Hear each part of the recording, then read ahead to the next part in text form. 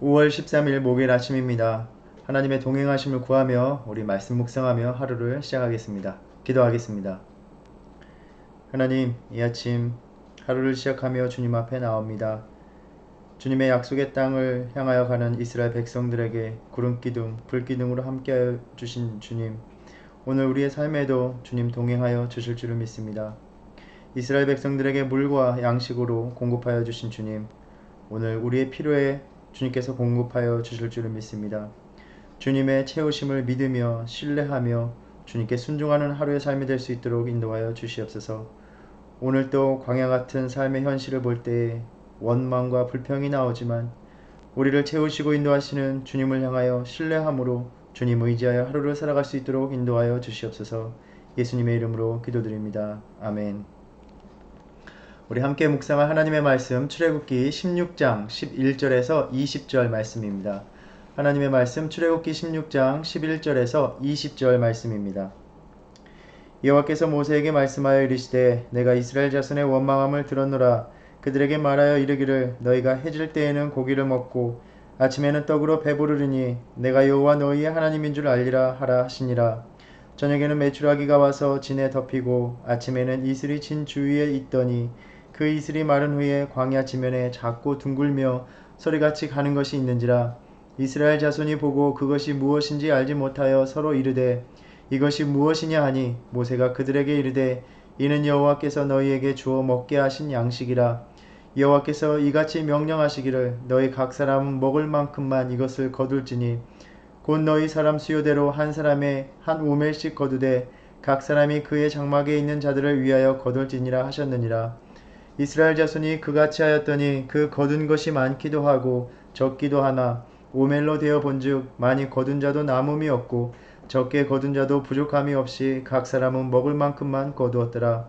모세가 그들에게 이르기를 아무든지 아침까지 그것을 남겨두지 말라 하였으나 그들이 모세에게 순종하지 아니하고 더러는 아침까지 두었더니 벌레가 생기고 냄새가 난지라. 모세가 그들에게 노하니라. 아멘. 이스라엘 백성들이 출애굽을 한 후에 광야의 시내산으로 광야 여정을 가고 있습니다. 애굽 땅에서 펼치신 하나님의 놀라운 구원의 사건을 경험하고 애굽인들에게 재물을 요구하며 위풍당당하게 나왔습니다. 자신들을 뒤쫓는 바로의 군대를 하나님께서 어떻게 바닷물에 잠기게 하시는가를 똑똑히 보았습니다. 하나님께서 마른 땅으로 그들을 건너가게 하셨습니다. 애굽 바로의 군대로 인해서 두려움에 사로잡혀서 원망의 부르짖음이 있었지만 다시 한번 주님의 구원을 보면서 찬양을 돌렸습니다. 내가 여호와를 찬송하리니 그는 높고 영화로우시며 말과 그 탄자를 바다에 던지셨음이로다. 여호와는 나의 힘이요 노래시며 나의 구원이시로다. 그는 나의 하나님이시니 내가 그를 찬송할 것이요 내 아버지의 하나님이시니 내가 그를 높이리라. 아멘. 이렇듯 이스라엘 백성의 광야의 여정은 자신들을 위해서 구원의 손길을 펼치시는 하나님을 찬양하는 것이 가는 곳마다 울려 퍼지고 감사와 감격의 여정이 될 것 같았습니다. 그러나 그들에게 펼쳐진 삶은 그와는 정반대였습니다. 이들의 찬양이 원망으로 바뀌는 데는 그리 오랜 시간이 걸리지 않았습니다. 마라에 이르러 물이 써서 마시지 못할 때 백성들은 원망하였습니다. 주님은 쓴 물을 단물로 바꾸어 주셨고 12 물샘이 있는 엘림으로 인도해 주셨습니다. 그러나 또 엘림을 떠나자 이들의 여정에서 반복된 것은 찬양과 감사가 아니라 원망이었습니다. 먹을 양식이 없게 되자 백성들은 다시 한번 원망합니다. 16장 1절을 보면 이스라엘 백성들이 애굽에서 나온 후 둘째 달 15일이라고 합니다. 이집트에서 나온 지 한 달이 되는 시점입니다. 이 한 달 동안 벌써 몇 차례나 원망이 반복되고 있습니다. 노역과 억압으로부터 벗어나서 하나님을 예배하는 자리에 나아가는 이 광야의 여정은 계속되는 하나님의 은혜 속에서 감사와 찬양의 여정이 아니라 원망의 현실을 경험하는 삶이었습니다. 과연 이 삶이 애굽보다 더 나은 삶인가 회의가 들었던 것 같습니다. 이 원망 속에서 그 고통 속에서 보내던 애굽의 삶이 오히려 미화되고 있습니다. 3절에 보면 우리가 애굽 땅에서 고기 가마 곁에 앉아있던 때와 떡을 배불리 먹던 때라고 회상하고 있습니다. 분명히 2장 23절에서는 이스라엘 자손은 고된 노동으로 말미암아 탄식하며 부르짖으니라고 말하였습니다. 이스라엘의 백성들은 과거의 그 고된 삶이 지금의 원망의 현실보다 낫지 않았느냐라고 말하고 있습니다. 그만큼 이들의 원망이 깊었다는 것을 볼 수 있습니다. 바로 이 시점이 애굽에서 나온 지 한 달밖에 안 된 때입니다. 언뜻 하나님의 그 놀라운 구원의 손길을 계속해서 경험하면서도 원망하는 이스라엘의 백성들이 완악해 보입니다. 그러나 이들의 원망의 현실을 들여다보면 그럴 수밖에 없는 듯 이해가 가기도 합니다. 우리 역시 크게 다르지 않았을 것입니다. 비록 노예로서 넉넉하고 값진 음식을 먹진 못했지만 고된 노동을 견딜 만큼의 양식은 일정하게 지급되었을 것입니다. 앞서 15장의 사건을 겪을 일도 없이 물도 언제나 공급되었을 것입니다. 이들은 이전에 한 번도 경험해 보지 못했던 그러한 삶의 불편함을 겪고 있는 것입니다. 이스라엘 백성들의 입장에서는 모세를 따라 나섰기 때문에, 즉 하나님을 예배하기 위해 떠나지 않았다면 겪지 않아도 될 괴로운 현실이었습니다. 애굽을 떠나오면서 이스라엘 백성들은 기대했을 것입니다. 지금까지의 삶의 문제가 되지 않았던 것들은 계속해서 안정적일 것이고 거기에 더하여 하나님의 은혜로 우리의 삶이 채워질 것이다. 그런데 현실은 이전에 문제가 되지 않았던 것들이 오히려 삶의 어려움이 되었습니다. 애굽을 떠난 유익이 무엇인가? 라는 질문이 들었을 것입니다. 애굽보다 못하다면 과연 이 여정을 가는 것이 무슨 의미가 있을까? 라는 생각이 들었을 것입니다. 우리 성도님들 중에서도 광야 여정을 떠나는 이 백성들의 상황과 같은 형편, 원망이 들 때가 없었습니까? 하나님을 믿음으로 혹은 다시 마음을 가다듬어서 하나님을 더 열심히 섬기고 신앙생활을 하기로 결심하는데 이전에 문제가 되지 않았던 삶의 형편들이 더 악화된 적이 없습니까? 굳이 하나님을 믿고 또 하나님을 더 열심히 섬기는 게 큰 의미가 없어 보일 때가 있지 않았습니까? 왜 하나님께서는 그 놀라운 구원의 능력을 펼치셔서 이스라엘 백성들을 이집트 땅에서 건지신 후에 왜 이스라엘 백성들이 한 번도 겪어보지 못했던 궁핍과 결핍으로 인도하시는 것일까요? 과연 하나님의 의도는 무엇일까요? 우리가 이 본문들의 말씀을 쭉 살펴보면 이러한 결핍과 궁핍을 겪는 이스라엘에게 계속 하시는 말씀이 있습니다. 15장 26절과 16장 4절에서 그들이 내 율법을 준행하나 아니하나 내가 시험하리라. 즉 이스라엘이 하나님의 말씀에 순종하는가의 그 여부를 살펴보시고자 함입니다. 순종은 철저히 신뢰함을 전제로 합니다. 삶의 모든 부분에 하나님을 신뢰해야 한다는 것을 가르치시고 훈련하시고자 함입니다. 이스라엘 백성들의 원망을 들으시고 하나님의 양식을 내려주시면서 말씀하십니다. 12절에 너희가 해질 때에는 고기를 먹고 아침에는 떡으로 배부르리니 내가 여호와 너희의 하나님인 줄 알리라 하라. 이집트에서 10가지 재앙을 통해서 바로와 그 신하들이 자신들이 섬기는 태양이나 다른 우상들이 세상을 주관하는 것이 아니라 바로 하나님이 세상의 창조주요 주관자이심을 알게 하셨고 또 그의 백성을 건지시는 분임을 알게 하셨습니다. 이제 계속된 광야의 여정에서 이 기적들을 통해서 하나님이 누구이신지를 계속해서 알게 하십니다. 자신의 백성을 돌보시고 공급해 주시는 분임을 이스라엘 백성은 알아야만 했습니다. 이집트에서 노동을 하며 살아갔던 이스라엘 백성들에게 바로가 물과 양식을 제공했을 것입니다. 이스라엘 백성들은 물과 양식이 늘 주어졌던 것이기 때문에 하나님께 구해야 하는 것들로 생각해 본 적이 없었을 것입니다.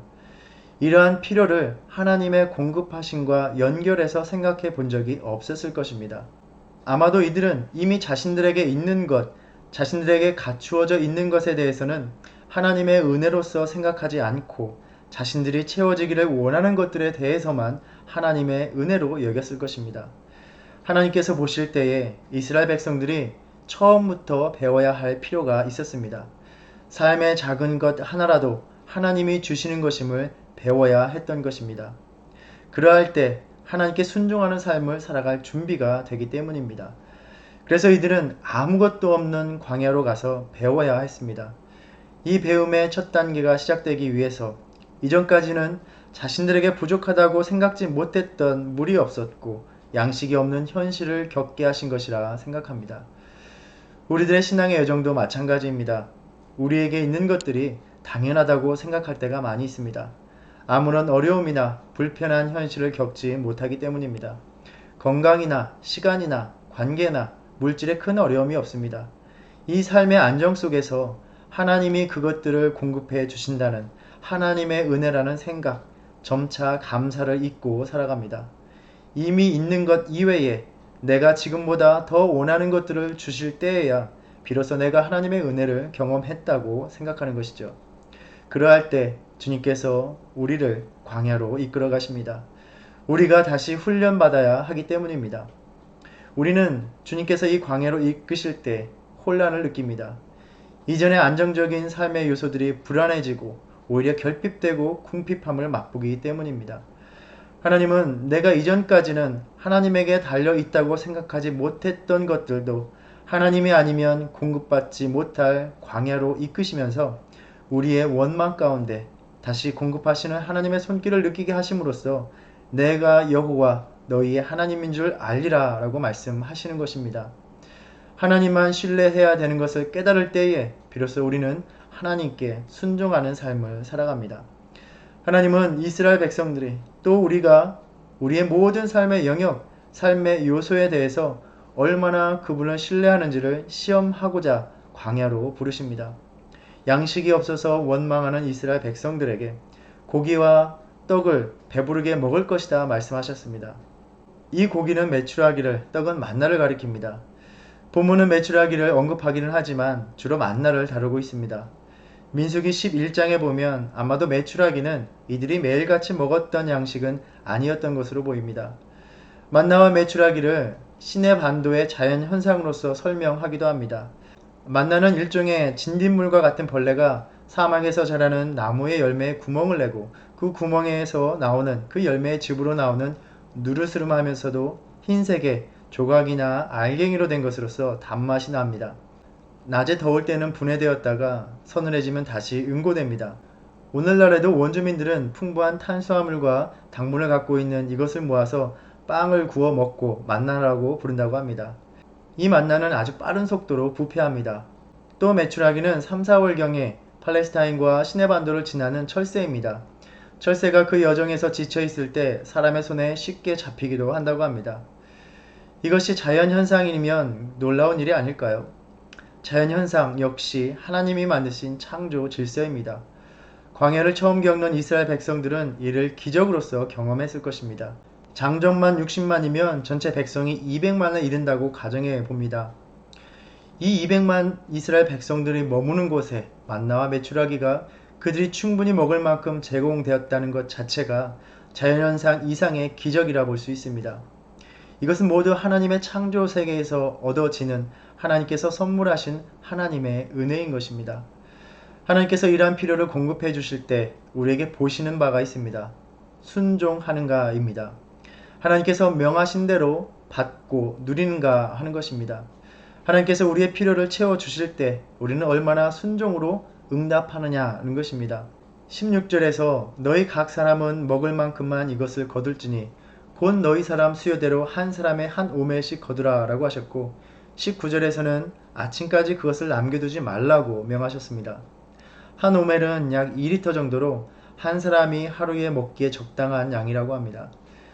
이스라엘 백성이 하나님이 일용할 양식을 채워주신다는 믿음으로 신뢰하면서 하나님의 말씀에 순종하는 것을 보려고 하셨습니다. 우리는 출애굽의 전체 이야기를 통해서 하나님께서 왜 그렇게 명하셨는지 이유를 알고 있습니다. 많은 양을 거두거나 그로 인해서 아침까지 남겨두면 만나는 부패하기 때문에 그럴 필요가 없었기 때문입니다. 그럼에도 어떤 이들은 많이 거두고자 했고 그 다음날이 되어서야 비로소 부패하는 만나를 보고서 하나님께서 명하신 대로 해야만 된다는 것을 알게 되었을 것입니다. 20절에 그들이 모세에게 순종하지 아니하고 더러는 아침까지 두었다라고 말합니다. 때로 우리 역시 그 같은 모습으로 주님이 말씀하신 것을 대할 때가 많이 있습니다. 하나님이 명하신 대로 해야만 한다는 것을 불순종 가운데서 경험하고 그 합당한 이유를 찾을 때에만 비로소 깨닫는 것이죠. 내가 다 알지 못하는 이유를 하나님께 맡기고 단순하게 하나님께서 명하셨으니 그대로 행하는 것, 이것이 신앙의 기본입니다. 왜냐하면 주님만이 나를 위한 가장 최선의 것을 아시기 때문입니다. 하나님께서 이집트에서 보여주신 이적들을 통해서 하나님이 어떤 분이신가를 알게 하셨습니다. 하나님의 관심사는 그분의 백성을 구별하고 그들의 고난에서 건져내시는 것임을 보여주셨습니다. 이것은 오늘도 변함없는 우리를 향한 하나님의 관심사입니다. 그리고 물을 주시고 양식을 주심으로써 그 백성의 일용할 필요를 알고 계시는 분임을 드러내 보이셨습니다. 그럼에도 자신들의 필요가 자신들의 원하는 대로 채워지지 않을까? 오늘도 만나를 남보다 더 많이 거두기 위해 애쓰며 주님이 명하신 대로 행하기를 거부하는 이스라엘 백성들의 모습, 우리들 자신의 모습이기도 합니다. 하나님은 우리의 생명을 건지시기 위해서 가장 소중한 그 아들을 다 내어 주셨습니다. 자신의 생명을 내어 주신 주님이 오늘 또 우리에게 주시는 말씀은 과연 누구를 위한 말씀이겠습니까?